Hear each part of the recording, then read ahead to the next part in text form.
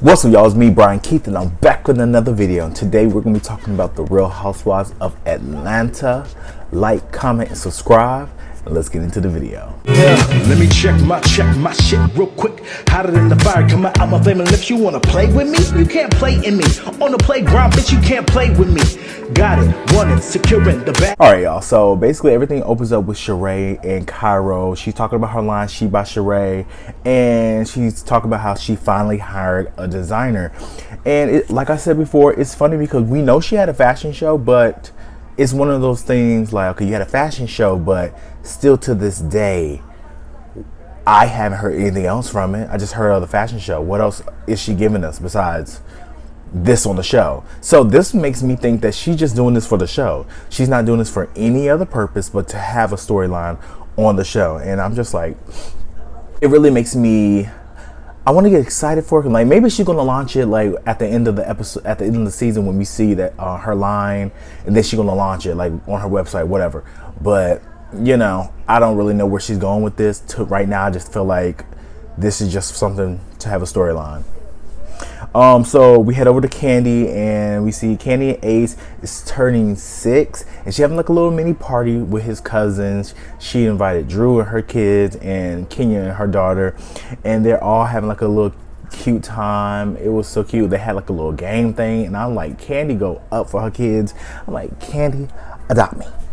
You see, we head over to the archive, okay, and we see Marlo. She invites Sonya and Sheree over. They stop by, and Sonya asks her like, you know, I'm cool with Kenya, but Kenya's just been doing a lot of stuff that I just don't like the way she's talking to me is just really weird. And I'm thinking it too. I'm just like, Sonya, especially in this episode, you let Kenya son you so many times, like in the car when she told you like, girl, bye, get out my face. And then this time when she hung up on you, like, yeah, it's kiki, haha, ooh, ah, ah, ah, all that, like it's funny, but like I feel like there's a certain level of respect that you have with friends. Like if you feel some type of way in the moment, there's people that I know that don't say some stuff in the moment. They just let it fester and then it blows up. But it's just like, if you feel some type of way in the moment, just go ahead and say it. I say it to all my friends, but I know how to use tact, you know.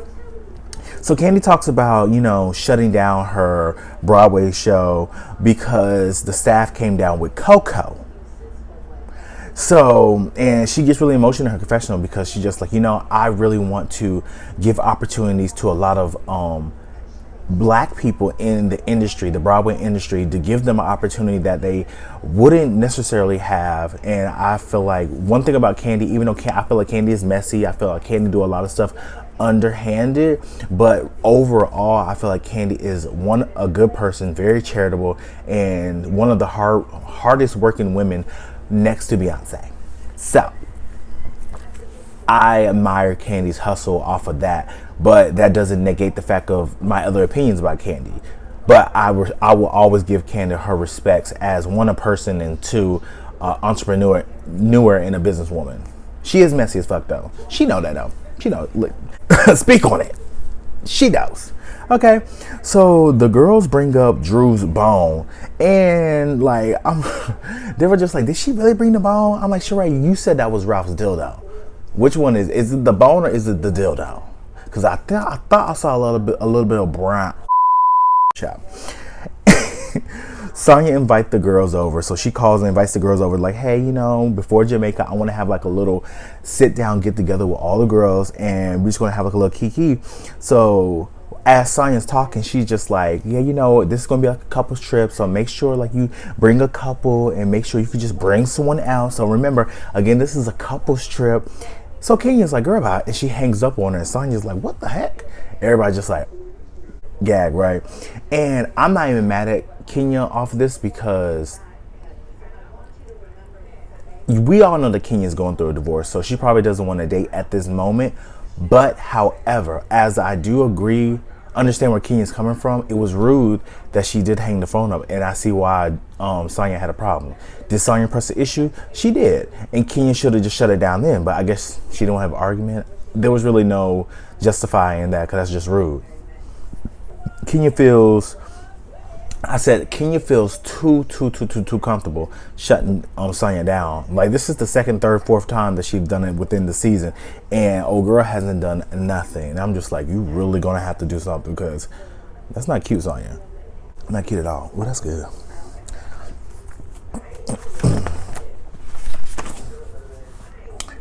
So like I said, Kenya's going through a divorce, and she's not in like a dating place right now, and she thinks that Sonya is like trying to be manipulative, and she's doing it on purpose.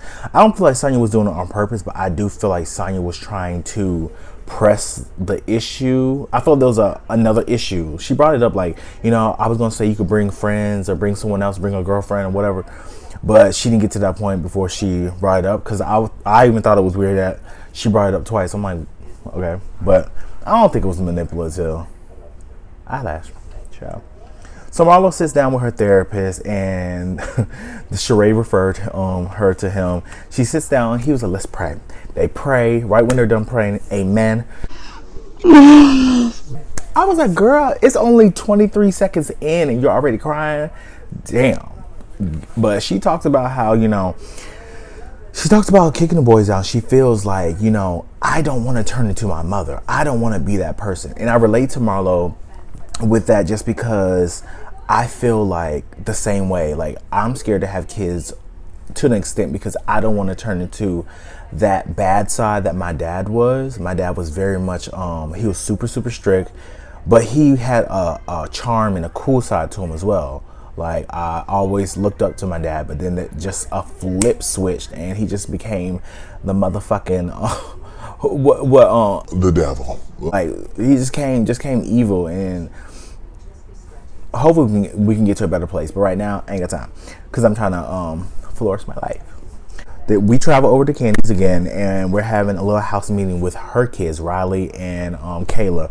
And the editors are being so fucking shady how they do Todd, but whatever.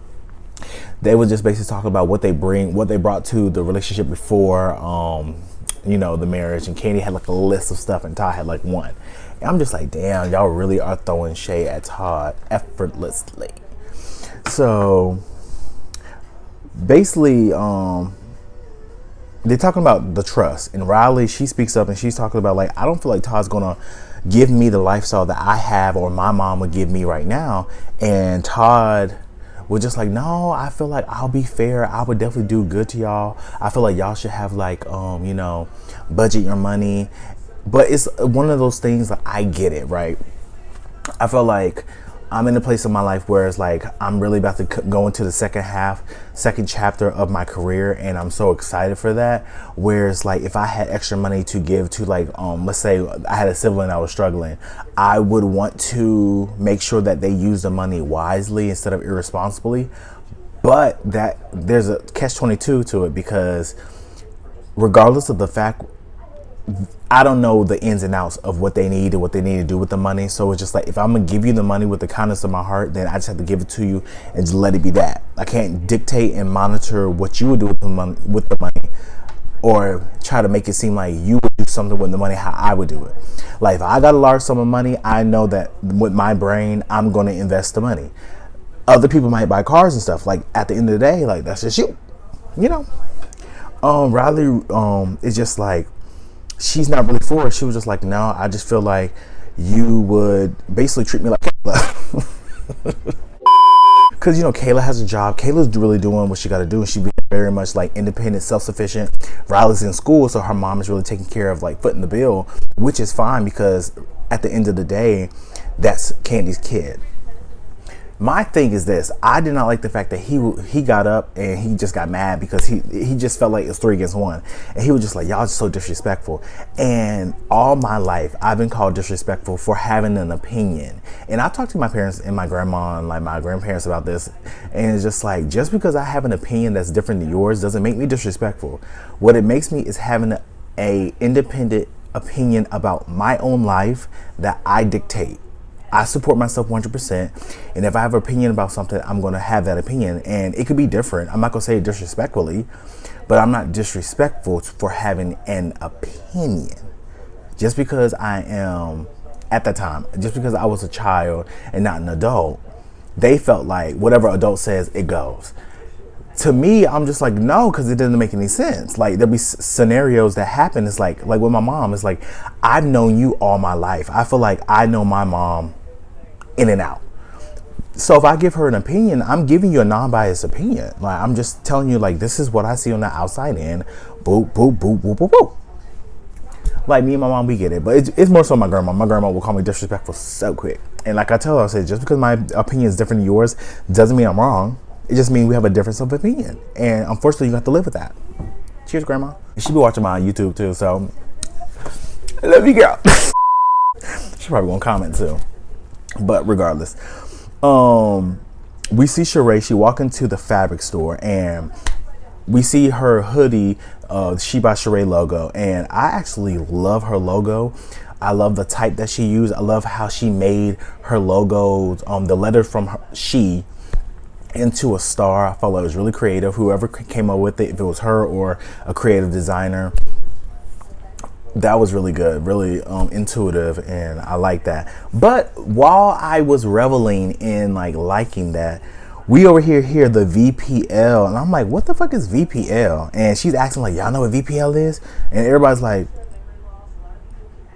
no, what's that? So it's the visual print line. She wants to put a print line in the male's joggers to show off their print. Yeah, I guess gray sweatpants season is about to be crazy. So we segue back over to Candy, and Candy Todd, they're talking about the meeting and with the kids, and I love Candy's viewpoint. Like, Candy says the same thing. She's just like, at the end of the day, like, you can't try to hold on to the kids so tight and just try to be so strict and try to micromanage everything they do. These are young adults that know exactly what they want, maybe not know exactly what they want to do with life, but one thing I know about young adults like myself, I know what the fuck I want to do with my money.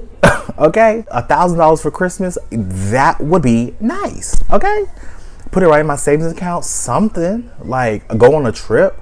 Like, I'm planning a trip to Canada, I'm planning a trip to Seoul, Korea, and I'm planning a trip to either Paris or Tokyo, but that's in 2023. But like, help me help myself. I'm trying to travel the world. Okay, Todd actually was like, you know what, I know I'm hella strict, and I know that I'm probably not gonna see eye to eye on this, but I'm gonna let you do whatever you want to do with the trust with the kids. Let you do it. So they handle that. Kenna talks about how a producer came to her and was like, hey, you know, we really want to like do this new play. We know that there was a scare, a Coco scare trap. Coco scare back in the you know, little thing. So Candy still has her reservations for it, but she ultimately was just like, you know what, I really don't want to do. What do you think? So I just love how Todd like supported her. Like, yeah, you know what, you already had 2. If the second one dropped, just get a third one. You know, do what you got to do. You're a freaking superwoman. And I feel like in relationships, I feel like you need to have that person that's going to support you unconditionally. Yeah, it might seem impossible, but if I'm down, why my partner should be able to lift me up, if that makes sense. But child, so we're at Sonya's little surprise party for Sheree, right? So this is the first time everybody's seen Sonya's house. Her house, I don't think we got to see a descriptive look of her house. Everything looks nice. I mean, it's not bad. So all the girls arrive. Drew arrives with a little bit of shade, as she always do towards Sonya. She's just like, well, yeah, you know, this is far. You know, y'all know she's not in Atlanta. And, you know, just always shade. Kenya throw shade too. But Kenya walks in. She's ignoring Marlo as usual. At this point, it's just like, that's just what they do. You know. So Sonya asks Kenya. Sonya pulls Kenya to the side, just like, yeah, come over, look at the decor. You know, yeah, looking really nice. Sonya was like, so why'd you hang up on me? And Kenya felt like Sonya was being insensitive. Like, you knew that I'm going through a divorce. You know that these are tough times for me, like trying to figure out my situation with this divorce and this other thing. So Sonya's just like, regardless of the fact, if you felt some type of way, you should have said it in the moment instead of hanging up, because that's rude. And that's a fact. And with Kenya's just like, well, I just felt like you were trying to like be insensitive, and you just being very passive aggressive, like you're trying to press the issue. And that's true too. But then Sonya was like, well, before you hung out, I was gonna tell you that you could bring a girlfriend, you could bring, you know, a family member, like whoever else you want to bring. It's a couple's thing, but not just for like a relation, like a love party. It could be platonic. So Sonya apologized and they chopped it up. Sheree arrives in her suit, and when I say Sheree looked fly, you cannot deny Sheree looks good. Like always, Sheree always looks good. You know, I will always have a soft spot in my heart for Sheree, but this season Sheree has been up and down. I feel like she got out of it a little bit. Cause I felt like she was running behind Marlo, like how she was doing with Kim, and I did not like that. But I feel like she got out of that. But you know, Sheree has been up and down this season for me. So Sonya's having a lot of technical difficulties, and I'm just trying to figure out, okay, maybe this was last minute, maybe they were just like the day of, like, hey, you know, let's try to get this together, and like the food was dry, they said, like she couldn't get the little photo booth to work, like it didn't seem like there was much furniture in there, the decoration seemed very much bleak. So I mean she still had an event, but you know, I'll say it's giving very much last minute, very much secondhand embarrassment. Drew and Sheree just they sit down and they're just talking, and they talk about how Fatum and the little bone, and Drew's just like, yeah, you know, she's your lapdog, and Sheree just starts snapping at her, and they just start going back and forth. And on this point, I'm actually with Drew. Shock, I know. I'm with Drew because Sheree, you did bring Fatum around, and Sheree, you can't say that you didn't bring Fatum around to drop the bone that the assistant called Ralph Gay. Like, she told you that you didn't repeat it, like how Candy would. You didn't repeat it, but what you did do is you still entertained it and then brought this girl around because you knew she was going to drop it. And then Fatum did speak on Drew's husband, and at the cabin, Fatum was trying to poke and find any type of opportunity to get with Drew. So at that point, I do get where Drew's coming from. Like I said, they going off doing the just going ham. I'm just like, okay, I'm here for it. But you know, Candy, being her messy self, asked Drew, like, she's like, you know, say happy birthday for Sheree. And I'm just like, why would you ask? And then they're gonna get mad, like, oh my god, you like be the bigger person, da da da da. I'm just like, that's some bullshit. Like, what are you talking about? You know she don't like her, so why are you gonna even ask the question? Candy, you should have sung happy birthday since you sing, right? Candy won't do that because Candy sung on this show too many times. But Drew, she gave a cute little 1-2, and I wasn't mad at it. I was like, okay, Drew did what she had to do. It was a cute little 1-2. And then they all go out and sit down at the little chair. Sonya brings out her little rules for when they go to Jamaica, and everything else is up and it's stuck. But anyway, that was Atlanta. Next episode is going to be really good. They're going to Jamaica, so I'm excited to see what's going to happen. Yeah. Like, comment, subscribe. If you haven't turned on your post notifications, please turn it on. Thank you all for all the love and support in the comments, and I will see you guys in the next one. Peace.